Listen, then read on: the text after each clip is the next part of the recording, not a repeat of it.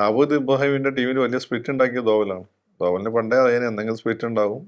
അപ്പോൾ ചോട്ടാ രാജനായിട്ട് ബന്ധം ആദ്യം ഉണ്ടാക്കി വെച്ചു. അവസാനം ചോട്ടാ രാജനെ ദാവൂദിന്റെ ചോട്ടാ ഷുക്കോക്കെ കൊല്ലുന്നതിന് ഇങ്ങനെ രക്ഷപ്പെടുത്തി. അതോടുകൂടിയിട്ടാണ് നാഷണലിസ്റ്റ് ഡോൺ എന്ന രീതിയിൽ ചോട്ടരാജൻ വന്നത്. ഈ കോൺഗ്രസ് BJP എല്ലാം ഇന്ത്യയെ പിന്നോട്ട് വലിച്ചു. നിങ്ങൾ ഈ പറയുന്ന സോഷ്യലിസ്റ്റുകളാണ്. ഭരണം ഉണ്ടായിരുന്നില്ല, ഒരു ചുക്കും ഉണ്ടായിരുന്നില്ല. അജിത് ഡോവൽ ഇരുട്ടുന്ന വെളിയിലേക്ക് വരാൻ കാരണം കോൺഗ്രസിന്റെ തന്നെ പിടിപ്പുകേടാണ്. ഒരു ചാരം ഒരിക്കലും നാട്ടുകാർ ശ്രദ്ധിക്കരുത്. അയാൾ ഇവിടെ വന്നാൽ പോലും അയാളെ പ്രസൻസ് പോലും നമുക്ക് ഫീൽ ചെയ്യരുത്. എങ്കിലെയൊക്കെ ഇൻഫർമേഷൻ ഗ്യാദർ ചെയ്യാൻ പറ്റും. അതിന് പറ്റിയ രൂപമായിരുന്നു ഡോവൽ. നമ്മൾ മോഡിയെ മാത്രമേ കാണുന്നുണ്ട്, അതിൻ്റെ ഉള്ളിൽ പ്രവർത്തിക്കുന്ന ആളുകളുണ്ട്, അവരെ നമ്മൾ ഒരിക്കലും കാണാറില്ല. അതാണ് ഈ Doval.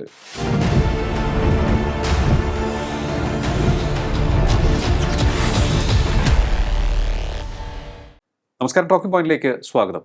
Ajith Doval Indian James Bond എന്ന് പലരും പലകുറി പറഞ്ഞിട്ടുണ്ട്. പക്ഷേ അതിനും അപ്പുറമാണ് അജിത് ഡോവലിൻ്റെ സംഭാവനയെന്ന് ഞാൻ പറയുന്നു. കാരണം ജെയിംസ് ബോണ്ട് സിനിമയിൽ ഹീറോയായി വിലസുമ്പോൾ റിയൽ ലൈഫിൽ ഹീറോയായി മാറിയ ഒട്ടേറെ സംഭാവനകൾ രാജ്യത്തിന് സ്വന്തം ജീവൻ പണയം വെച്ച് നൽകിയ ഒരു വ്യക്തിത്വമാണ്, ഒരു മഹാമേരുവാണ് അജിത് ഡോവൽ. അദ്ദേഹത്തിൻ്റെ ജീവിതത്തിലേക്ക് അദ്ദേഹം നടത്തിയ കുറേയേറെ അന്വേഷണങ്ങളിലേക്ക് വെളിച്ചം വീശുകയാണ് നമ്മൾ ഇന്ന് ടോക്കിംഗ് പോയിന്റിൽ. നമ്മോടൊപ്പം ചേരുന്നു രാഷ്ട്രീയ നിരീക്ഷകൻ ശ്രീ ഫക്രുദ്ദീൻ അലി. നമസ്കാരം, ടോക്കിംഗ് പോയിന്റിലേക്ക് സ്വാഗതം. അജിത് ഡോവൽ അതിൻ്റെ പ്രവർത്തനം കൊണ്ട് ഓരോ ഇന്ത്യക്കാരൻ്റെയും മനസ്സിലേക്ക് ഇടം നേടിയ വളരെ വീരസാഹസികനായ ഒരു പുരുഷൻ അല്ലേ? അതാണ് അജിത് ഡോവൽ. ജെയിംസ് ബോണ്ട് എന്നുള്ള അതിനപ്പുറത്തേക്ക് ജെയിംസ് ബോണ്ട് എന്ന് പറയുമ്പോൾ രഹസ്യാന്വേഷണത്തിൻ്റെ ഏറ്റവും ഉന്നതിയിൽ നിൽക്കുന്ന ഒരു പര്യായമായ ഒരു പേരാണ്, സിനിമ പേരാണ്, സാങ്കല്പിക കഥാപാത്രമാണ്. പക്ഷെ ഇത് റിയലിൽ നിന്നും റിയൽ ലൈഫിൽ അത് പകർത്തിയാടിയ ഒരു ഉജ്ജ്വലനായ അതിസാഹസികനായ മനുഷ്യൻ. എങ്ങനെയാണ് കാണുന്നത് അജിത് ഡോവലിന്റെ ജീവിതത്തെ? അത് നമ്മൾ ഒരു ലാർജർ ദാൻ ലൈഫ് ഫിഗറാണത്. പക്ഷെ വേറൊരു കാര്യം നമ്മൾ മനസ്സിലാക്കുക, അജിത് ഡോവലിനെ പോലെ ഒരുപാട് ഓഫീസർമാരുണ്ട്.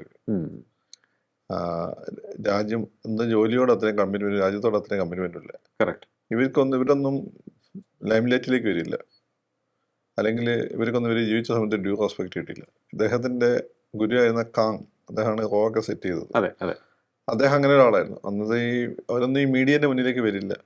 അന്നത്തെ മീഡിയ അവരൊന്നും തേടി പിടിച്ച് കൊണ്ടുവരികയില്ല. കാരണം ഇങ്ങനെ ഓഫീസർമാരൊക്കെ തേടി പിടിച്ച് കൊണ്ടുവരുന്നത് പൊളിറ്റിക്കൽ എക്സിക്യൂട്ടീവിന് ഇഷ്ടമായിരുന്നില്ല. അപ്പോൾ അതിൽ ആകപ്പാടെ ഇവർ ഇമ്പോർട്ടൻസ് ഒന്ന് കിരൺ ബേദി, JPS ഗിൽ, അങ്ങനെ. കാരണം JPS ഗിൽ മറ്റേ അടിച്ചമർത്തി. കിരൺ ബേദി ആദ്യത്തെ വനിതാ IPS ഓഫീസർ എന്ന രീതി കിരൺ ബേദി. വേറെ ആരും നിങ്ങൾ അങ്ങനെ കേൾക്കാൻ പറ്റില്ല. കേരളത്തിൽ ജയറാം പഠിക്കുന്ന കേൾക്കാം. അത് നെഗറ്റീവ് കാരണങ്ങൾ കൊണ്ടാണ്. നെഗറ്റീവ് കാരണങ്ങൾ കൊണ്ട് ആളുകൾ ശ്രദ്ധിക്കപ്പെട്ടിട്ടുണ്ട്. പുലിക്കോടൻ നാരായണൻ, നെഗറ്റീവ് കാരണങ്ങൾ കൊണ്ടാണ്. അപ്പം ഇങ്ങനെയുള്ള ഒരുപാട് പേരുണ്ട്. അതിൽ പ്രമുഖരായ ഒരാളുകളിൽ ഒരാളാണ് അജിത് ഡോവൽ. ഇവരൊന്നും തന്നെ ഇപ്പം നമ്മളിവിടെ സംസാരിക്കുമ്പം ഇവിടെ ക്യാമറമാൻ ഉണ്ട്, മേക്കപ്പ് മാൻ ഉണ്ട്, ലൈറ്റ് നോക്കുന്ന ആളുണ്ട്, ഈ ഓഡിയോ സെറ്റ് ചെയ്യുന്ന ആളുണ്ട്, മോളൊരു പ്രൊഡ്യൂസർ ഉണ്ട്. ഇവരൊന്നും ആരും കാണുന്നില്ല. ഇവർ വീട്ടിൽ നിൽക്കുന്ന ആളുകളാണ്. ഈ ഷോയുടെ വിജയം എന്ന് വെച്ചാൽ ഇവരെല്ലാമാണ്. ഇവരെല്ലാം കൂടി കൂടുമ്പോഴാണ് ഏതോ ഒരു ഘടകം മാറി കഴിഞ്ഞാൽ അത് വൃത്തിയിടാവും. കറക്റ്റ്. ഈ നമ്മൾ വിചാരിക്കുന്ന ഔട്ട്പുട്ട് കിട്ടില്ല അത്. അപ്പൊ അതേപോലെയാണ് ഇങ്ങനെ ഇരുട്ട് നിൽക്കുന്ന ഒരുപാട് പേരുണ്ട്. അപ്പം അതിൽ അജിത് ഡോവൽ ഇരുട്ടുന്ന വെളിയിലേക്ക് വരാൻ കാരണം കോൺഗ്രസിന്റെ തന്നെ പിടിപ്പുകേടാണ്. കാരണം കോൺഗ്രസ് അജിത് ഡോവലിന്, അദ്ദേഹം കുറേ IB-യുടെ ചീഫായിരുന്നു. ശരിക്കും അദ്ദേഹത്തിനെ കൊടുക്കേണ്ടി ചെയ്യുന്നത് അദ്ദേഹത്തിനെ ഏൽപ്പിച്ചില്ല. അവർക്ക് പേടിയായി. പക്ഷെ കൊടുക്കേണ്ട അദ്ദേഹത്തിന് കയ്യിലായിരുന്നു. മാത്രമല്ല, എന്നിട്ട് പോലും അദ്ദേഹം ദാവൂദ് ഇബ്രാഹിമിനെ കൊല്ലാനുള്ള പ്ലാൻ ഇട്ടു. അതിനിപ്പം ഒരു ക്രിമിനലിനെ കൊല്ലണ വേറെ ക്രിമിനലിനെ കൂട്ടുപിടിക്കേണ്ടി. അങ്ങനെ ആ ഒരു പദ്ധതി നടക്കുന്നതിനിടയ്ക്ക് ബോംബെ പോലീസ് വന്നിട്ട് ഇദ്ദേഹത്തെ അറസ്റ്റ് ചെയ്തു. മുൻ IB ചീഫിനെ അറസ്റ്റ് ചെയ്തു. അങ്ങനെ ആ ഒരു ദാവൂദിനെ കൊല്ലാന്നുള്ള പ്രോജക്ട് നടക്കാതെ പോയി. അല്ല, അന്ന് എനിക്ക് തോന്നുന്നു ഈ ഷൂട്ടേഴ്സിനെയും സ്നൈപ്പേഴ്സിനെയും അറസ്റ്റ് ചെയ്യുന്നുണ്ട്. സ്നൈപ്പേഴ്സ് അതന്നെ, അവര് വാടക കൊലയാളികളാണ്. ഇദ്ദേഹത്തിന് ഔദ്യോഗികമായിട്ടുള്ള പദവി ഇല്ലാത്തത് കൊണ്ട് കൃത്യമായി ഒന്നും ചെയ്യാൻ പറ്റാതെ. ഇതിപ്പോ ഇംഗ്ലണ്ടിലൊക്കെ നമ്മളിപ്പം ക്ലബ്സ്മാൻ പോലുള്ള സിനിമകൾ കണ്ടാൽ നിങ്ങൾ മനസ്സിലാവും. ദേശസ്നേഹം കൊണ്ട് ഭ്രാന്ത് പോയ ആ മനുഷ്യന്മാർ അവിടെ ഈ MI6 വിശ്വാസമല്ലാതെ അവരൊറ്റയ്ക്ക് ഇന്റലിജൻസ് ഗ്യാദർ ചെയ്യുന്ന സംവിധാനമുണ്ട്. അത് പോസിബിൾ ആണ്. അവർ പണ്ടത്തെ പ്രഭുക്കന്മാരൊക്കെയാണ്. അപ്പോൾ ഈ കൊളോണിയൽ രാജ്യങ്ങളെല്ലാവർക്കും സ്വാധീനമുണ്ട്. അതങ്ങനെ സംവിധാനമുണ്ട്. അതുപോലെ ഹെൽപ്ഫുള്ളാണ്. അപ്പോൾ അതാണ് അജിത് ഡോവൽ ചെയ്തത്. പക്ഷെ അദ്ദേഹം അറസ്റ്റായി ദാവൂദ് ഇബ്രാഹിം രക്ഷപ്പെടുകയും ചെയ്തു എന്നുള്ളതാണ്. അപ്പം തുടർന്ന് അങ്ങോട്ട് അദ്ദേഹത്തിന് ഒരു വനവാസമായിരുന്നു. ആ വനവാസ കാലഘട്ടത്തിൽ അദ്ദേഹം വിവേകാനന്ദ ഫൗണ്ടേഷൻ ഉണ്ടായിട്ട് ഡൽഹിയിലിരുന്നു. അവിടെ നിന്നാണ് അദ്ദേഹം ഓരോ അഴിമതിയായിട്ട് ഈ ഗോപികൃഷ്ണനെ കൊണ്ടുവന്ന അഴിമതി വെറുതെ വന്നതായിരിക്കില്ല. ഇതിന്റെ സോഴ്സ് വരുന്നത് ധോവലായിരിക്കും. അപ്പൊ പലർക്കും ധോവൽ കൊടുത്തായിരിക്കും, അല്ല അവർ പോലും അറിഞ്ഞിട്ടുണ്ടാവില്ല. 2G സ്പെക്ട്രം അഴിമതി. 2G സ്പെക്ട്രം അഴിമതി ആണെങ്കിലും എസ് ബാൻഡ് ആണെങ്കിലും നിർഭയ കേസുമായിട്ട് ബന്ധപ്പെട്ട ആന്തോളനാണെങ്കിലും അഴിമതിക്കെതിരാണെന്ന അനാസ്, ഇതെല്ലാം പിന്നെ ഡോവലിന്റെ ബുദ്ധിയാവാനാണ് സാധ്യത. അങ്ങനെ സെറ്റ് ചെയ്ത് മോഡിനെ കൊണ്ടുവന്നതാണെങ്കിലും അപ്പൊ ആ സമയത്ത് വേണ്ടത് കരുത്തനായിട്ടുള്ള നേതാവാണ്. ദേശസ്നേഹം കൊണ്ട് ഭ്രാന്ത് പിടിച്ച നേതാവ് വേണം. അതാണ് മോഡി. അങ്ങനെ മോഡീനെ ആ രീതിയിൽ അദ്ദേഹം കൊണ്ടുവരികയും അത് അപ്പൊ ഞാനിപ്പോ ഇങ്ങനെ പറയുമ്പോൾ നിങ്ങൾക്ക് അതിൽ RSS എല്ലാം ഉണ്ട്, BJP, അതൊക്കെ ശരി തന്നെയാണ്. പക്ഷെ വേറെ നേതാക്കന്മാരൊക്കെ ഉണ്ടായിരുന്നു. മോഡി ആ സമയത്താണെങ്കിൽ ഒരു ദേശീയ നേതാവ് എന്ന രീതിയിൽ RSSകാരുടെ BJPക്കാരുടെ ഇടയിൽ വെച്ചൊരു പോസിറ്റീവ് ഫിഗർ ആയിരുന്നില്ല. അപ്പൊ ഒന്നിനും ആദ്യം വികസന നായകനാക്കി ഇൻഡസ്ട്രിയലിസ്റ്റുകൾ മോഡിനെ സപ്പോർട്ട് ചെയ്യുന്നു. ആദ്യം മോഡിനെ തള്ളി പറഞ്ഞിരുന്ന മുകേഷ് അംബാനിയെ പോലുള്ള ആളുകൾ മോദിയുടെ ദോസ്തായി, രത്തൻ ടാറ്റ ദോസ്തായി, പിന്നെ ഷിൻസോ അബെ ജപ്പാനിലെ പ്രധാനമന്ത്രി, അദ്ദേഹം ഫോളോ ചെയ്യുന്ന 3-4 പിന്നെ ട്വിറ്റർ അക്കൗണ്ടുകളൊന്നും മോഡിയായിരുന്നു. അപ്പോൾ അങ്ങനെ ലോക നേതാക്കന്മാർക്ക് അദ്ദേഹം സ്വീകാര്യത. അങ്ങനെ മോഡിനെ വളരെ കൃത്യമായിട്ട് പ്ലേസ് ചെയ്തതാണ്. അങ്ങനെയാണ് നമ്മൾ ഡോവലിനെ അറിയുന്നത്. പിന്നെ അങ്ങോട്ട് മോഡി നടപ്പിലാക്കിയ സർജിക്കൽ സ്ട്രൈക്ക് അല്ലെങ്കിൽ ഹോട്ട് പെർസ്യൂട്ട്, ഇതിലെല്ലാം തന്നെ ആരാണ് ഇതിന് പിന്നിൽ എന്ന് നോക്കുമ്പോൾ അത് മീഡിയ ബ്ലിസ്റ്റ് സംഭവിച്ചു. മീഡിയ കുറച്ചുകൂടി രാഷ്ട്രീയക്കാരെ നോക്കാതെ ഇത്തരം ആളുകൾ കൂടി ഇമ്പോർട്ടൻസ് കൊടുക്കുക. സോഷ്യൽ മീഡിയ ഇത്തരം ആളുകൾ കൊണ്ട് കാശുണ്ടാക്കാൻ തുടങ്ങി, അവരെ പറ്റിയുള്ള റിപ്പോർട്ടും ചർച്ചകളും ഒക്കെ. കാരണം പല ഓഫീസർമാരും പല പത്രപ്രവർത്തകരാണ് സോഷ്യൽ മീഡിയയിലും യൂട്യൂബിലൊക്കെ വളരെ സജീവമായിട്ട് പൈസ ഉണ്ടായിക്കൊണ്ടിരിക്കുന്നത്. അവർക്ക് ഈ ചരിത്രം അറിയാം. അപ്പോൾ അവരെന്ത് ചെയ്യുന്ന വെച്ചാൽ അവരിതൊക്കെ പറഞ്ഞു. അങ്ങനെ പതുക്കെ ഡോവലിന് ആ ഒരു പരിവേഷം വന്നു. പിന്നെ ഡോവലിനെ ബേസ് ചെയ്തുകൊണ്ട് സിനിമകൾ വന്നു. അതായത് ഇപ്പോൾ വന്ന ദുരന്ത പോലുള്ള സിനിമകൾ, പല സിനിമകളിലും ഇന്ത്യ IB ചീഫിന് ഡോവലിൻ്റെ രൂപമായി. അപ്പോൾ MI6 ചീഫിന് അടുത്ത കാലം വരെ സ്ത്രീയുടെ രൂപമായിരുന്നു ഏത് സിനിമയിൽ വന്നാലും. മാർഗരറ്റ് താച്ചറിൻ്റെ ഒരു ഇൻസ്പിറേഷൻ എന്ന് കണ്ടാൽ മതി. അതേപോലെ നിങ്ങൾ എവിടെ നോക്കിക്കഴിഞ്ഞാൽ ഡോവലിൻ്റെ ലുക്കാണ് IB ഓഫീസർമാർക്ക്, അല്ലെങ്കിൽ ചീഫ് ഓഫീസർമാർക്ക്. പിന്നെ ഇത് വരുന്നു, വെബ് സീരീസ് വരുന്നു. അങ്ങനെ ഡോവൽ ഒരു വലിയൊരു ഫിഗറായിട്ട് സാധാരണ ഇന്ത്യക്കാരുടെ ഇടയിലല്ല, അത്യാവശ്യം എഴുത്തും വായനയുള്ള ഇതിനെപ്പറ്റിയൊക്കെ ധാരണയുള്ള ആളുകളുടെ ഡോവൽ വലിയൊരു ഫിഗറായിട്ട് മാറി എന്നുള്ളതാണ്. അദ്ദേഹത്തിൻ്റെ ശൈലി വ്യത്യസ്തമാണെന്ന് തോന്നുന്നു. വളരെ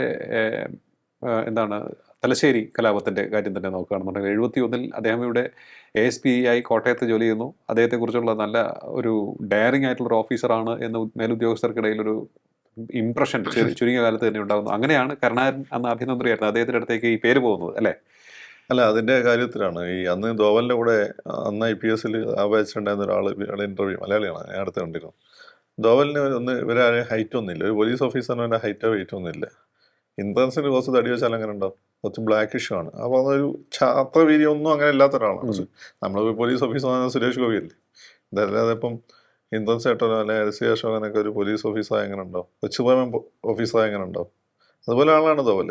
വലിയ ഹൈറ്റ് ഇല്ല, വെയിറ്റ് ഇല്ല, കുറച്ച് കറുത്തിട്ട്. അപ്പം സാധാരണ രീതിയിൽ നിങ്ങളെപ്പോഴും വിചാരിക്കുക ഒരു ചാരൻ എപ്പോഴും ജെയിംസ് ബോണ്ടിനെ പോലെ ആയിരിക്കുമെന്നാ. അല്ല, ഒരു ചാരൻ ഒരിക്കലും അങ്ങനെയല്ല. ഒരു ചാരൻ ഒരിക്കലും നാട്ടുകാർ ശ്രദ്ധിക്കരുത്. അയാൾ ഇവിടെ വന്നാൽ പോലും അയാളെ പ്രസൻസ് പോലും നമുക്ക് ഫീൽ ചെയ്യരുത്. എങ്കിലൊക്കെ ഇൻഫർമേഷൻ ഗ്യാദർ ചെയ്യാൻ പറ്റും. അതിന് പറ്റിയ രൂപമായിരുന്നു ധോവൽ. ഇനി ഈ പോലീസ് ഓഫീസർ വന്നു വെച്ചാൽ ഇങ്ങനെയൊക്കെ ആയതുകൊണ്ട് ധോവലിന് ചെറിയൊരു കോംപ്ലക്സ് ഉണ്ടായിരുന്നു. അതുകൊണ്ട് ധോവൽ അത് ബുദ്ധിപരമായി മേക്ക് ഓവർ ചെയ്തു എന്നാണ് അദ്ദേഹം പറഞ്ഞത്. ചിലപ്പോൾ ശരിയായിരിക്കാം, തെറ്റായിരിക്കാം, അതെനിക്കറിയില്ല. ഏതായാലും അത് നന്നായി. അതുകൊണ്ടാണ് അദ്ദേഹം ഇവിടെ വന്ന ഉടനെ തന്നെ അദ്ദേഹം ജോലി കൃത്യമായി ശ്രദ്ധ കേന്ദ്രീകരിച്ചു. കരുണാകരൻ്റെ ഒരു ഗുണം, കരുണാകരൻ്റെ നായനാരുടെ BS അച്യുതാനന്ദൻ്റെ ഒക്കെ ഒരു ഗുണമെന്ന് വെച്ചാൽ അവർ ഏറ്റവും മികച്ച ഓഫീസർമാരെ തിരഞ്ഞെടുക്കുകയായിരുന്നു. അതെ, അത് കഴിഞ്ഞിട്ട് നമ്മൾ കഴിഞ്ഞ 2 ഗവൺമെന്റ് സമയത്ത് ഏറ്റവും മോശം ഓഫീസർമാരെ തിരഞ്ഞെടുക്കുന്നതിനായിരുന്നു ഡിഗ്രി എന്ന് എനിക്ക് പലപ്പോഴും തോന്നിയിട്ടുണ്ട്. ഇവരൊരു ഗുണം, ഇവർക്ക് അവരുടേതായ പ്രശ്നങ്ങളും രാഷ്ട്രീയ മുൻവിധികളൊക്കെ ഉണ്ടെങ്കിൽ പോലും ഏറ്റവും മികച്ച ഓഫീസർമാരെ തിരഞ്ഞെടുത്തൊരു സ്ഥാനം കൊടുക്കുകയായിരുന്നു. അല്ലെങ്കിൽ മികച്ച ഓഫീസർമാരായിട്ട് എന്തെങ്കിലും തെറ്റിദ്ധാരണ ഉണ്ടെങ്കിൽ തന്നെ എപ്പോഴും വ്യത്യാസം ഉണ്ട്, അവരെ അങ്ങ് തകർത്ത് കളയില്ലായിരുന്നു. അതിന് ഗുണമുണ്ടായിരുന്നു. അന്ന് അവർക്കൊരു പ്രവർത്തന സ്വാതന്ത്ര്യം കൊടുത്തതിന് ഗുണം നാട്ടിലുണ്ടായിരുന്നു. അങ്ങനെയാണ് ധോവൽ ASP ആയിരിക്കും. ASPക്ക് ഒരു കലാപം അടിച്ചൊതുക്കാനുള്ള പൊതുവെ അങ്ങനെ കൊടുക്കില്ല, സീനിയർ ഓഫീസറിനെ കൊടുക്കുക. അത് ധോവലിന്റെ കഴിവ് തിരിച്ചറിഞ്ഞുണ്ട്. ധോവൽ ആയതുകൊണ്ടാണ് അത് അടിച്ചമർത്താൻ പറ്റിയത്. അല്ലെങ്കിൽ ഉണ്ടായി കേരളത്തിൽ ഇപ്പം BJP പലതവണ ഭരണത്തിൽ അധികാരത്തിൽ വരികയായിരുന്നു, അധികാരത്തിൽ വരികയായിരുന്നു. തലശ്ശേരി കലാപം ധോവലല്ലായിരുന്നെങ്കിൽ കലാപം പടർന്നു പിടിച്ചേനെ. കലാപം കടന്നു പിടിക്കായിരുന്നു. ഇവിടെ അതിശക്തമായ കമ്മ്യൂണൽ ധ്രുവീകരണം വരും. ആ കമ്മ്യൂണൽ ധ്രുവീകരണത്തിന് ആദ്യം CPM ഗുണം ഉണ്ടാക്കും, പിന്നെ BJP ഗുണം ഉണ്ടാക്കും. കേരളത്തിൽ ഒരുപക്ഷെ CPM-ഉം ഒരുപക്ഷെ കോൺഗ്രസും CPM-ഉം പ്ലസ് പെട്ടെന്ന് തന്നെ BJP-യും കയറിയായിരുന്നു. ഇന്ത്യയിലെ മറ്റു സംസ്ഥാനങ്ങൾ BJP അധികാരത്തിൽ വരുന്നപ്പോൾ കേരളത്തിൽ വരികയായിരുന്നു. ആ രീതിയിലായിരുന്നു അത് ആ വയലൻസ്. പിന്നെ അദ്ദേഹം ചെയ്തതെന്ന് വെച്ചാൽ അവിടെ അതിൻ്റെ റൂട്ട് കോസ് എന്താണെന്ന് അവിടെ എമേർജ് ചെയ്ത് വരുന്ന ഒരു പൊളിറ്റിക്കൽ ഫിഗർ ആയിരുന്നു അതിൻ്റെ റൂട്ട് കോസ്. അദ്ദേഹം ശ്രദ്ധിക്കപ്പെടാൻ വേണ്ടി ചെയ്ത പണിയാണ്. അത് പിന്നീട് അത് ചെയ്തിട്ടുണ്ട്. ആ റൂട്ട് കോസിനെ തന്നെ അദ്ദേഹം നേരിട്ട് പോയി അഡ്രസ്സ് ചെയ്തു.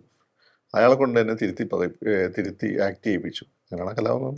അതെ, അത് വളരെ അതിശയമായി എനിക്ക് തോന്നാറുണ്ട് ഇത് സംബന്ധിച്ചുള്ള. പക്ഷെ അദ്ദേഹം അതേപ്പറ്റി ആരോടും പറയാറില്ല. ആരും പറയാറില്ല, അദ്ദേഹം പറഞ്ഞിട്ടില്ല. അതെ, ഇതിപ്പോൾ നമ്മൾ നോക്കുമ്പോൾ അവിടെ ഒരു ഘോഷയാത്ര നടക്കുന്നു. എനിക്ക് തോന്നുന്നു 1971 ഡിസംബർ മാസത്തിലാണെന്ന് തോന്നുന്നു. ഘോഷയാത്ര നടക്കുന്നു. അവിടേക്ക് ഒരു ക്ഷേത്രത്തിന്റെ ഘോഷയാത്രയാണ്. അതിലേക്ക് ഒരു ചെരുപ്പ് വലിച്ചെറിയുന്നു. ഹോട്ടലിൽ മുസ്ലിം പേരുള്ള ഹോട്ടലിലാണ്. അപ്പോൾ അത് മുസ്ലിമാണ് എറിഞ്ഞത്. അങ്ങനെ ഒരു ഇത് വരുന്നു. ആ ഒരു ധാരണയുടെ അടിസ്ഥാനത്തിൽ കലാപം ഉണ്ടാകുന്നു. അത് വെൽ ഓർഗനൈസ്ഡ് കലാപമായിരുന്നു. കാരണം വെച്ചാൽ അതോട് കൂടിയിട്ട് ബസ് മുതലാളിമാരായ ആളുകളൊക്കെ ഉണ്ട് അവിടെ. അപ്പം അത് വേറെ ചില ആളുകൾ അതിന്റെ മുമ്പേ മുതലാളിമാരായ, പക്ഷെ അവരെ ഇങ്ങനെ പൂട്ടിക്കളഞ്ഞു. തലശ്ശേരി മുസ്ലിംസ് എക്സ്ട്രീംലി റിച്ച് ആണ്. അടുത്തുള്ള നായന്മാരെന്ന് വെച്ചാൽ ലിബറലാണ്. അവരും മുസ്ലിംസായിട്ടാണ് അവർ കൂടുതൽ വന്നത്. ഈ തീയന്മാരെന്ന് വെച്ചാൽ ഭയങ്കര ഇമ്പോവിഷനാണ്. അപ്പം ഈ ഒരു ഡിവൈഡാണ് സത്യത്തിൽ ഈ കലാപത്തിന് കാരണമായത്. അത് എവിടെയൊക്കെ ഏതൊക്കെ പൊളിറ്റിക്കൽ കോമ്പിനേഷൻ എങ്ങനെയൊക്കെ അതിൽ വർക്ക് ചെയ്തിട്ടുണ്ടാവും എന്ന് ഈ ജാതിയുടെ ഈ സമ്പത്തിൻ്റെ അടുത്ത് നിങ്ങൾ നോക്കിയാൽ മതി. അപ്പം നിങ്ങൾക്ക് ആരാ എന്തൊക്കെ പിടികിട്ടതില്ല. പിന്നെ അതിനെപ്പറ്റി നെഗറ്റീവ് വന്ന് മാറിപ്പോയതാണ്. അത് ശരി, അതാണ് കലാപം. ഓ, അങ്ങനെയുണ്ട്. അതിനങ്ങനെ ഇതുണ്ട്. ഓക്കെ. അന്ന് ഇദ്ദേഹം എല്ലാവരും ഭയപ്പെട്ട് മാറി നിൽക്കുകയാണ്. പിന്നെന്താ സംഭവം അറിയോ? അത് നിങ്ങളുടെ സംഭവം നടന്നു കഴിഞ്ഞിട്ട് പിന്നെ നമ്മൾ നിരന്തരം 10-20 വർഷം ഒരു വേറെ നെഗറ്റീവ് വന്നുകൊണ്ട് ഇന്ന് ആളുകൾ പിന്നെ അതാ വിശ്വസിക്കുക. തലശ്ശേരി കലാപം വളരെ രൂക്ഷമായി അവിടെ ആ പ്രദേശത്ത് വളരെ രൂക്ഷമായി.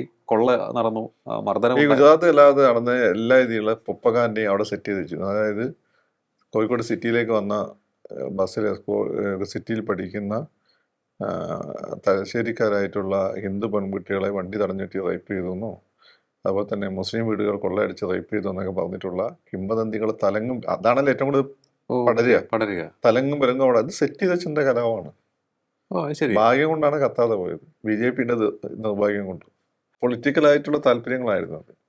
വർഗീയത ആയിരുന്നില്ല, രാഷ്ട്രീയ താല്പര്യങ്ങളായി. ചില ആളുകളുടെ രാഷ്ട്രീയ താല്പര്യങ്ങളായിരുന്നു. ആ സമരത്തിന് ആ ഒരു കലാപത്തിന് നാദാപുരത്ത് നടക്കുന്ന വർഗീയ കലാപങ്ങളുമായിട്ട് വിദൂര സാമ്യമുണ്ട്. ശരി, രണ്ടു കൂട്ടരും മോശക്കാരല്ല, അതാണ് അതിൻ്റെ ഒരു പ്രശ്നം. രാഷ്ട്രീയ താല്പര്യങ്ങളുണ്ടായിരുന്നു. പിന്നെ ഈ തലശ്ശേരിയാണ് കേരളത്തിൽ ഏറ്റവും കൂടുതൽ മുസ്ലിം കോൺസെൻട്രേഷൻ ആ കാലഘട്ടത്തിൽ ഉണ്ടായിരുന്നത്. റിച്ചുമാണ്, സ്റ്റിൽ ദേ ആർ. അങ്ങനെയാണത്. അപ്പം ഡോവല് അത് കൃത്യമായിട്ട് അതിൻ്റെ കിങ് പിൻ ആരെന്ന് കണ്ടെത്തി അങ്ങേരെ കൊണ്ട് തന്നെ എന്താണ് തിരുത്തിപ്പിച്ചു എന്നാണ് ഞാൻ കേട്ടിട്ടുള്ളത്.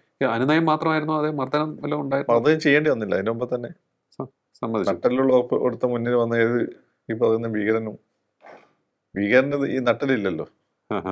നട്ടലുള്ള വന്നു കഴിഞ്ഞാൽ തീർന്നല്ലോ. ഓക്കെ, അപ്പോൾ അങ്ങനെ അത് പരിഹരിക്കുകയാണ്. അപ്പോൾ ഇത് കേരളം മാത്രമല്ല, രാജ്യം മുഴുവൻ അദ്ദേഹത്തിന്റെ പ്രശസ്തി അതോടുകൂടി വരികയാണ് ചെയ്യുന്നത്. ഈ സർക്കിളിൽ പോലീസ് സർക്കിൾ നമ്മൾ പക്ഷേ കേട്ടില്ല. നമ്മൾ കോളേജ് പഠിക്കുമ്പോൾ ഡോവലിനെ പറ്റി കേട്ടിട്ടൊന്നുമില്ല. അവിടെ നേറ്റീവ് സ്ഥാനത്തിന്റെ പുറത്താണ് കേട്ടത്. അത് കാന്തഹാറിലെ വിമാനം തട്ടിക്കൊണ്ടുപോയി. പിന്നെ അപ്പോൾ അതാണ് ചില ആളുകളെ പറയുന്നത് ഡോവൽ കാന്തഹാറിലേക്ക് ഈ പറയുന്ന ഭീകരവാദികളെ പിന്നാലെ പോയി. ഇവിടെയുള്ള സിസ്റ്റത്തിന്റെ കഴിവുകേട് കൊണ്ട് എന്ത് ചെയ്തു? വിമാനം റാഞ്ചിക്കൊണ്ടുപോയി. ഡോവല് ഇനി പ്രദേശം അവിടുത്തെ ഭാഷയെല്ലാം അറിയാം. ഡോവല് ബുദ്ധിപരമായി ഇടപെട്ടുകൊണ്ട് അധികം കാഷ്വാലിറ്റി ഇല്ലാതെ അവരെ തിരിച്ചു കൊണ്ടുവരാൻ പറ്റി. അതെ, മനസ്സിലായില്ലേ? പല ഘട്ടങ്ങളിലും ഈ പറയുന്നത് പോലെ ഈ വിമാനത്തെ തടഞ്ഞു നിർത്താൻ അങ്ങനെയൊക്കെ പറ്റിയായിരുന്നു. പക്ഷെ അന്നത്തെ സിസ്റ്റം അത്ര ക്ലീൻ ആയിരുന്നില്ല. സിസ്റ്റത്തിൽ പലപ്പോഴും എവിടെയൊക്കെ എന്തൊക്കെ സംഭവിച്ചിരുന്നു. ഡോവല് ഇപ്പം ഒരു നല്ലൊരു ഓഫീസറെ പോയും ബാഹുബലിനെ പോലെ ആയിരിക്കണം, അല്ലാതെ മറ്റേ വില്ലൻ ക്യാരക്ടറിനെ പോലെ ആയിരിക്കണം. സ്വന്തം ജനതയെ സംരക്ഷിച്ചുകൊണ്ട് വേണം ശത്രുവിനെ തീർക്കാൻ. അതാണ് ഡോവൽ ചെയ്തത്. അവിടെ സ്വന്തം ജനതയെ സംരക്ഷിക്കുക എന്നുള്ളതാണ്. പിന്നെ ഓരോരുത്തരായിട്ട് അങ്ങനെ തീർത്ത് സമയം കിട്ടിയപ്പോൾ അദ്ദേഹത്തിന് ആദ്യം തീർക്കാൻ സമ്മതിച്ചില്ല. എപ്പോൾ സമയം കിട്ടുന്നുണ്ട് അദ്ദേഹം തീർത്തുകൊണ്ടിരിക്കുകയാണ്. തലശ്ശേരി കലാപത്തിന് ശേഷം അദ്ദേഹം മറ്റൊരു കലാപവും പരിഹാരം ഉണ്ടാക്കി, മിസോറാം കലാപം. അവിടെ മലനിരകളിലേക്ക് ഒക്കെ തന്നെ കയറിയിരുന്ന കലാപകാരികളുമായി ഇദ്ദേഹം പോലീസ് വേഷത്തിലല്ല പോകുന്നത്, വേഷം മാറിയാണ് പോകുന്നത്. അവരുടെ വിശ്വാസം പിടിച്ചുപറ്റി ചർച്ച നടത്തി, അവരുടെ ആയുധം താഴെ വെച്ചു, അവിടെ ഒരു സർക്കാർ ഉണ്ടാക്കാൻ പറ്റി. അങ്ങനെ ഒരു പരിഹാരവും വളരെ അത്ഭുതകരമായി അദ്ദേഹത്തിൻ്റെ ഭാഗത്ത് നിന്ന് ഉണ്ടായി. ധോവലിന്റെ വലിയ കാര്യം മിസോറിലെ ആളുകൾ പൊതുവെ ഈ പറയുന്ന ചൈനീസ് ലുക്കുള്ള മംഗളോയുടെ ലുക്കുള്ള ആളുകളാണ്. അതെ, ധോവലിനൊരു മംഗളോയുടെ ലുക്ക് ഉണ്ട്, പക്ഷെ കുറച്ച് കറുത്തിട്ടാന്നേ ഉള്ളൂ. ഈ ധോവലിന്റെ ശരീരം ഇതിനൊക്കെ ധോവലിനെ സഹായിച്ചിട്ടുണ്ട്. അപ്പൊ നിങ്ങളെപ്പോലെ ഒരാളെ നോർത്ത് ഈസ്റ്റ് പോയി കഴിഞ്ഞാൽ ചിലപ്പോൾ അവർ അംഗീകരിക്കണമെന്നില്ല. പിന്നെ ധോവൽ എപ്പോഴും ചെയ്യുന്ന അവിടെ ലോക്കൽ ഭാഷ പഠിച്ചു. അതെ, ലോക്കൽ ഭാഷ പഠിച്ചിട്ട് അവരെ കമ്മ്യൂണിക്കേറ്റ് ചെയ്യും. ഇപ്പം ദാവൂദ് ഇബ്രാഹിമിന്റെ ടീമിൽ വലിയ സ്പ്ലിറ്റ് ഉണ്ടാക്കിയ ധോവലാണ്. ധോവലിന് പണ്ടേ അതിന് എന്തെങ്കിലും സ്പ്ലിറ്റ് ഉണ്ടാകും. അപ്പോൾ ചോട്ടാ രാജനായിട്ട് ബന്ധം ആദ്യം ഉണ്ടാക്കി വെച്ചു. അവസാനം ചോട്ടാ രാജനെ ദാവൂദിന്റെ ചോട്ടാ ഷുക്കോക്കെ കൊല്ലുന്നതിന് ഇങ്ങനെ രക്ഷപ്പെടുത്തി. അതോടുകൂടിയിട്ടാണ് നാഷണലിസ്റ്റ് ഡോൺ എന്ന രീതിയിൽ ചോട്ടരാജൻ വന്നത്. ആ ചോട്ടരാജൻ അങ്ങനെ വന്നതോടുകൂടി പിന്നെ ഇവിടെ ബ്ലാസ്റ്റുകൾ ഉണ്ടായിട്ടില്ല. അതുപോലുള്ള വലിയ ബ്ലാസ്റ്റുകൾ ബോംബെ പോലുള്ള ബ്ലാസ്റ്റ് ഉണ്ടായിട്ടില്ല. അപ്പോൾ ദാവൂദിന്റെ ടീമെന്ന് വരെ കൃത്യമായ വിവരങ്ങൾ ഇന്റലിജൻസ് ഗാദറിംഗ് നടത്തി. അതിനും ഇങ്ങനെ വേണമെങ്കിൽ കുറ്റം പറയാം. ചോട്ടരാജനായിട്ട് കമ്പനി അടിച്ചു. നമുക്ക് മുള്ളിലെ മുള്ളുകൊണ്ടല്ലേ എടുക്കാൻ പറ്റുള്ളൂ. ഈ സിക്കിം സംസ്ഥാനം അന്ന് സിക്കിമിൻ്റെ ഒരു വിഷയത്തിൽ വളരെ വൈദഗ്ധ്യത്തോടു കൂടി ഡോവലിൻ്റെ ഇടപെടലുണ്ടായിരുന്നു, കാവോയുടെ നിർദ്ദേശമുണ്ടായിരുന്നു എന്നും കേട്ടിട്ടുണ്ട്. അതിനുശേഷമാണ് തോന്നുന്നു അദ്ദേഹം പാകിസ്ഥാനിലേക്ക് പോകുന്നത്. അവിടുത്തെ ഒളിവ് ജീവിതം ഒരുപാട് കാര്യങ്ങൾ പഠിക്കാൻ സഹായിച്ചു എന്ന് തോന്നുന്നു. ഈ ആകെ ഒരു സമയത്ത് അവിടെ എല്ലാം വളരെ ടർബുലൻ്റ് ആയ സാഹചര്യമാണ്. അപ്പം ടർബുലൻ്റ് ആയൊരു സാഹചര്യത്തിൽ ഈ ധോവലിനെ പറ്റി പൊതുവെയുള്ളൊരു വിചാരം എന്ന് വെച്ചാൽ ഇവരൊക്കെ ദൗലത്തിനെ പോലുള്ള ആളുകൾ ഹോക്കിഷ് എന്നുള്ളതാണ്, പരുന്തിൻ്റെ സ്വഭാവമുള്ളതാണ്. പക്ഷെ എനിക്കങ്ങനെ തോന്നിയിട്ടില്ല. ഒരു മികച്ച ഓഫീസോ എപ്പോഴും ഡിപ്ലോമാറ്റിക്കലായിരിക്കും, പക്ഷെ അടിക്കേണ്ട സമയത്ത് ഇത് അടിക്കുകയും ചെയ്യും. ഇപ്പം നേപ്പാൾ ഈ പറയുന്ന നോർത്ത് ഈസ്റ്റിൽ ഉണ്ടായിട്ടുള്ള ഇൻക്ലൂഡിങ് പിന്നെ ഇവിടെ സിക്കിമിൽ അദ്ദേഹം നടത്തിയ അത്തരം ഇടപെടലാണ്. അവിടുത്തെ ഇൻട്രോഡ്സ് ഉണ്ടാക്കി, ഇൻഫർമേഷൻ ഗാദർ ചെയ്തു, ചൈനയുടെ മൂവ്മെന്റ്സ് അറിഞ്ഞു. അന്ന് നടന്ന ചൈനയായിട്ട് നടന്ന സ്ക്രിമിഷിൽ ഇന്ത്യയാണ് ജയിച്ചത്.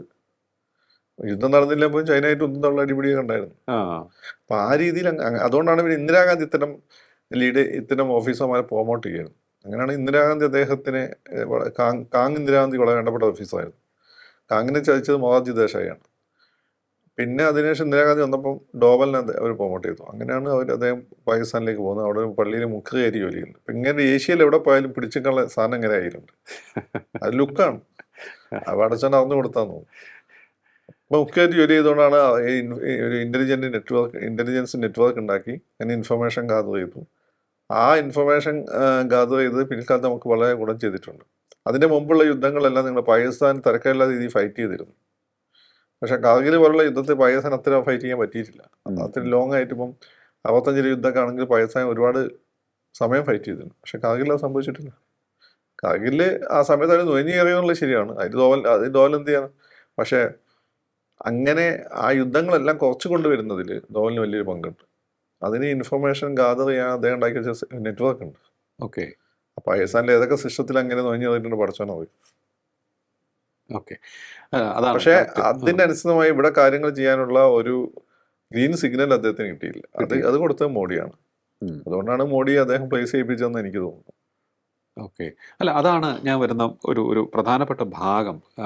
ഡോവലിൻ്റെ കരിയറിലെ തന്നെ ഒട്ടേറെ സംഭവബഹുലമായ ഓപ്പറേഷൻസ് അദ്ദേഹം അതിനു മുൻപ് പൂർത്തിയാക്കിയിട്ടുണ്ട് എങ്കിൽ തന്നെയും ഒരു ഇമ്പാക്റ്റ് ഉണ്ടാക്കുന്ന തലത്തിലേക്ക് അദ്ദേഹത്തെ പ്ലേസ് ചെയ്തത് നരേന്ദ്രമോദിയാണ് എന്ന് നമുക്ക് പ്ലേസ് ചെയ്യുക മാത്രമല്ല അതിന് സ്വാതന്ത്ര്യം കൊടുത്തു. അതാണ് മോഡിയുടെ ഏറ്റവും വലിയ ഇമ്പോർട്ടൻസ്. മോഡി അത് വേറെ ഒന്നും നോക്കിയിട്ടില്ല. ഈ ദേശസ്നേഹവും കമ്മിറ്റ്മെൻറ്റും ഉള്ള ഓഫീസർക്ക് എല്ലാ സ്വാതന്ത്ര്യവും കൊണ്ട് കൊടുത്തു. അതിന് റിസൾട്ട് ഉണ്ടായി. നമ്മളല്ലാതെ അമേരിക്ക എന്ത് വിചാരിക്കും, ഇസ്രായേൽ എന്ത് വിചാരിച്ചു, നമ്മൾ ബാക്ക് ഫുട്ട് കളിച്ചുകൊണ്ടിരുന്നാൽ നമ്മളെല്ലാ സമയത്തും അങ്ങനെ തന്നെയാണ്. അങ്ങനെ കളിച്ചുകൊണ്ടിരുന്ന ഒരു രാജ്യം വലിയ രീതിയിൽ മുന്നോട്ട് പോയിട്ടില്ല. നമുക്ക് ചെയ്യാനുള്ളത് ചെയ്യാം.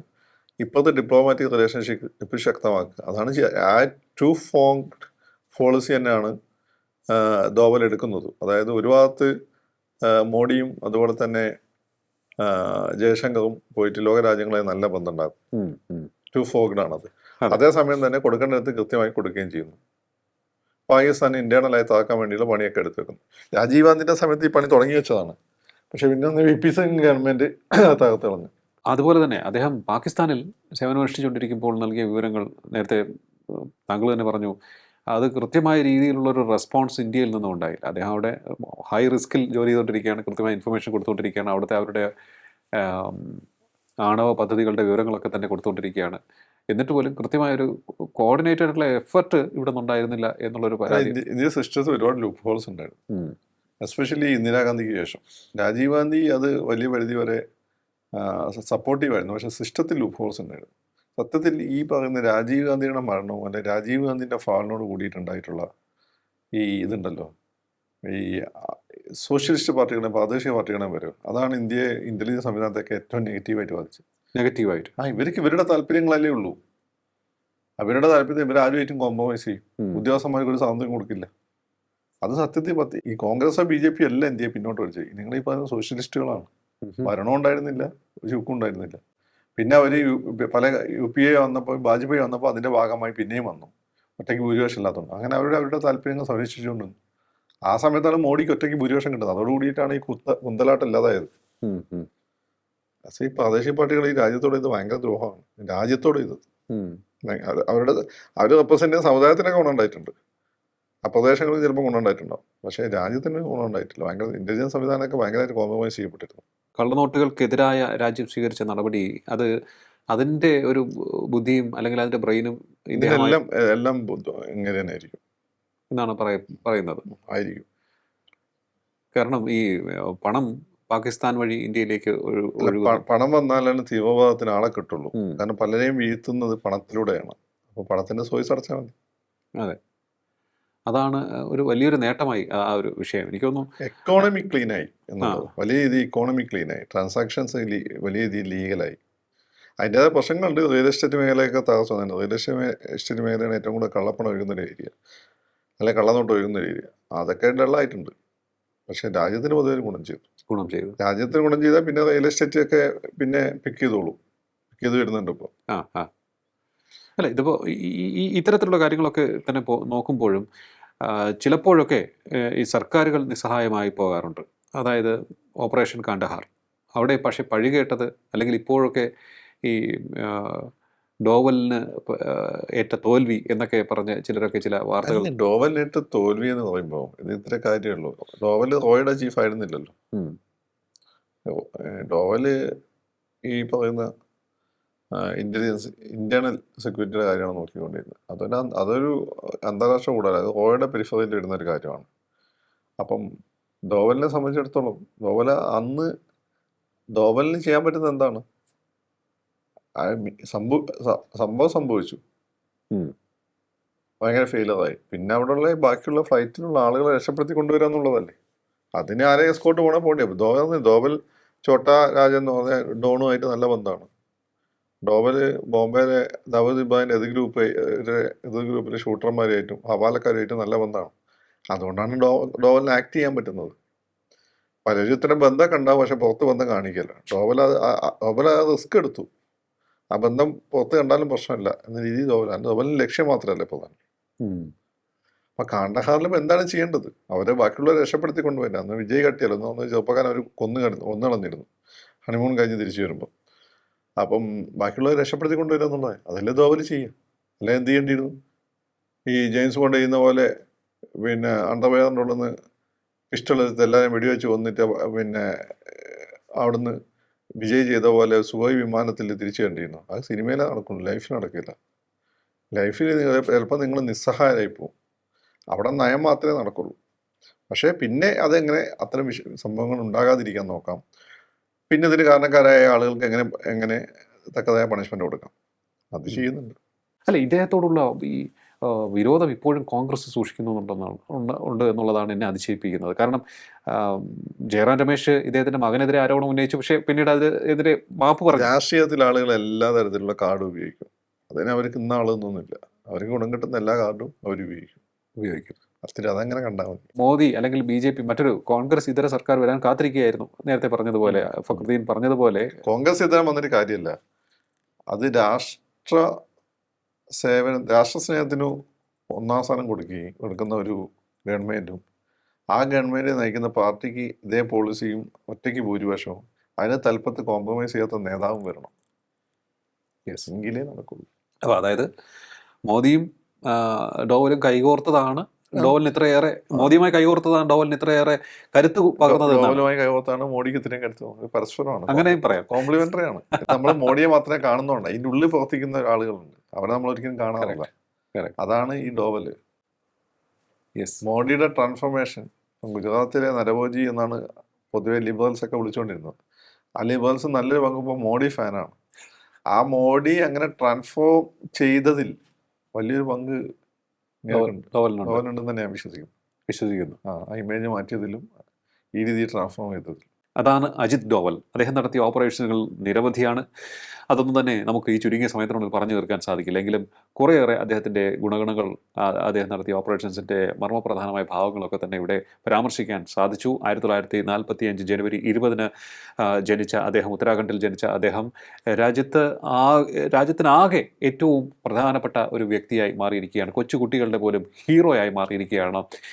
നമ്മളിപ്പോൾ ജെയിംസ് ബോണ്ടിനെയൊക്കെ വെള്ളിത്തിരയിലാണ് കണ്ടിട്ടുള്ളത്. ഇത് യഥാർത്ഥ ജീവിതത്തിൽ അദ്ദേഹം ഹീറോയായി മാറിയിരിക്കുകയാണ്. വിദേശത്തും സ്വദേശത്തും ചാരപ്രവർത്തനങ്ങൾ വളരെ വൈദഗ്ധ്യത്തോടുകൂടി നടത്തിയ മറ്റ് ഒട്ടേറെ ഉദ്യോഗസ്ഥരുണ്ട്. പക്ഷേ ഇദ്ദേഹം അവിടെ വ്യത്യസ്തനായി വേറിട്ട് നിൽക്കുന്നു എന്നുള്ളതാണ് നമുക്ക് മനസ്സിലാക്കാൻ സാധിക്കുന്നത്. ഇങ്ങ് കേരളത്തിൽ തുടങ്ങിയ ഓപ്പറേഷൻസ് ഇപ്പോഴും തുടരുകയാണ്.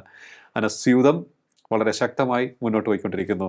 ഫക്രുദ്ദീൻ പറഞ്ഞൊരു പോയിന്റ് എനിക്ക് ഏറ്റവും സ്ട്രൈക്കിംഗ് ആയി തോന്നിയത്, മോദിയുമായി കൈകോർത്തു, അത് ഇരുവർക്കും ഗുണം ചെയ്തു എന്നുള്ളതാണ്. മോദിയെ ഷേപ്പ് ചെയ്യുന്നതിൽ വളരെ നിർണായകമായ പങ്ക് വഹിച്ച ഒരു വ്യക്തിയാണ് അജിത് ഡോവൽ എന്ന് അദ്ദേഹം വിശ്വസിക്കുന്നു എന്നും പറഞ്ഞിട്ടുണ്ട്. കാരണം ഗുജറാത്തിലെ ഒരു നേതാവിൽ നിന്നും, ഗുജറാത്തിലെ ഒരു മുഖ്യമന്ത്രിയിൽ നിന്നും രാജ്യത്തെ പ്രധാനമന്ത്രിയായി അദ്ദേഹത്തെ മോൾഡ് ചെയ്തെടുത്തു. അദ്ദേഹത്തിൻ്റെ കൃത്യമായ രീതിയിലുള്ള പ്രവർത്തനങ്ങളിലൊക്കെ തന്നെ ഇടപെട്ട് രാജ്യത്തിന് വലിയ ഒരു മുന്നേറ്റത്തിന് ചുക്കാൻ പിടിച്ച ഒരു വ്യക്തിത്വം ഇപ്പോഴും വളരെ കരുത്തായി രാജ്യത്തിന് കാവലായി നിലകൊള്ളുകയാണ്. ഇനിയും തുടരട്ടെ. അദ്ദേഹം വാർത്തെടുക്കുന്ന ഉദ്യോഗസ്ഥർ ഭാവിയിൽ നമുക്ക് സുരക്ഷയൊരുക്കും എന്ന പ്രതീക്ഷയിൽ അവസാനിപ്പിക്കുന്നു. വളരെയധികം നന്ദി ഇത്രയും സമയം ടോക്കിംഗ് പോയിന്റ് സംസാരിച്ചത്. ടോക്കിംഗ് പോയിന്റിൻ്റെ ഈ അധ്യായം ഇവിടെ പൂർണ്ണമാകുന്നു. അടുത്ത എപ്പിസോഡ് കാണാം. നമസ്കാരം.